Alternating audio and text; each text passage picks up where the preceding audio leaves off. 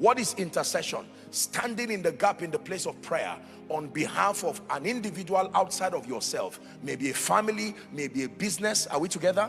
The intercessory ministry of prayer is powerful. This is how we change territories in prayer. Prayer does not just affect individuals. Ladies and gentlemen, the spiritual climate, listen, the spiritual climate over London, over UK, over Europe is at the mercy of intercessors and watchmen. Men and women who understand the art of strategic prayer, warding off the arsenals of darkness in prayer. Daniel was one man over Babylon. Even though it was a heathenistic place, one man who understood the prophetic dimension of prayer, the intercessory dimension of prayer as a watchman. Daniel prayed and he held the spirits of the Medes and the Persians. There was a sign upon the earth until, watch this, a parliament had to come together to pass a law. It seemed like a law that was for everybody, but it was targeted at one prayerful intercessor. That for only 30 days, how long? 30 days. You can resume after 30 days.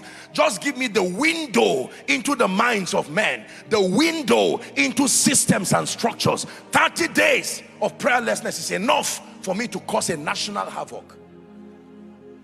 And they passed the law. But Daniel said, no, I'd rather die praying. I know what prayer does. The Bible says he opened the door towards Jerusalem. You know why? Because when David was dedicating, when Solomon was dedicating the Jerusalem temple, he said, oh Lord, whoever looks this direction and prays, hearken unto them. He opened up the window and he began to pray. When they met him, they said, finally, we've caught you. He was an excellent man, dexterous and flawless. They could not charge him with any wrong except as touching prayer.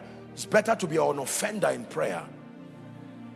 Let my offense be that I prayed. Let my offense be that I prayed. Let my offense be that I didn't stop praying. I agree, I'm a criminal. When you charge me with respect to prayer, guilty as charged.